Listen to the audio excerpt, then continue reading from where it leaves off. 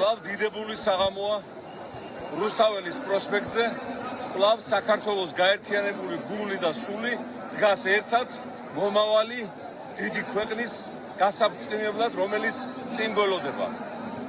1 წლის წინ რეჟიმმა დაიმარხა საკუთარი თავი და დღეს ხალხი უხდის წლის თავს ამ რეჟიმს.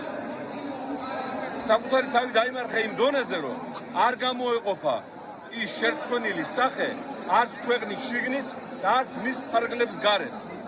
ჩვენი ხალხის ახალგაზრდობის, უფროსი თაობის თავდადებულმა ბრძოლამ ტირანიასთან მოიტანა ის შედეგები, რომ დღეს ოლიგარქის რეჟიმი აუღიარებელ მდგომარეობაშია დემოკრატიული სამყაროდან, ქართველი ხალხისგან სანქცირებულია და ყოფნა არ ყოფნაზე აქვს საქმე.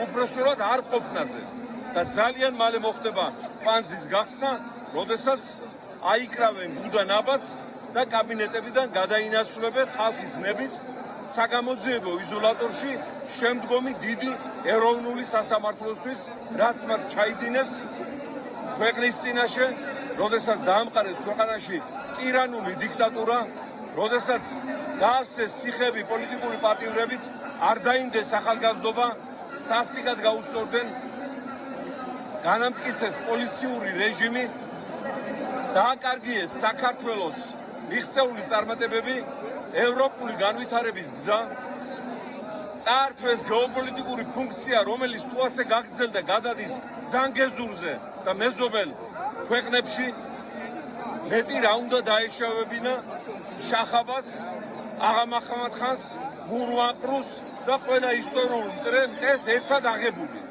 მეტი ამდენი არავის არაფერი არ დაუშავებია და ბოლოს ყველაფერი ეს დააგვირგვინეს იმით, რომ მკვიდრი ქართველი მოსახლეობა დავიდა ნახევარზე დაბლა პირველად 1000 წლებში, ხოლო საქართველოში მასობრივად დაიწყო არაბული ქალაქების და დასახლებების მშენებლობა, რაც უკვე პირდაპირი ნიშანია იმისა, რომ ხელისუფლებას აქ არ ვჭირდებით ჩვენ.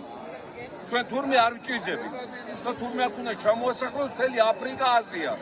და ჩვენ კი ვეუბნებით მათ, რომ თქვენ არ გჭირდებით და ძალიან მალე თქვენი ადგილი იქნება ისტორიულ მოუსავლედ, ხელისუფლებისგან ნატამალი არ დარჩება, არც ისტორიაში, არც ხალხის მეხსიერებაში, ხოლო მოპარულს მილიარდებს, რაც აიღეს ჩვენგან, თეთრ დავაბრუნებიებ და არასოდეს საქართველოში ასეთი შავი ღამე აღარ დადგება.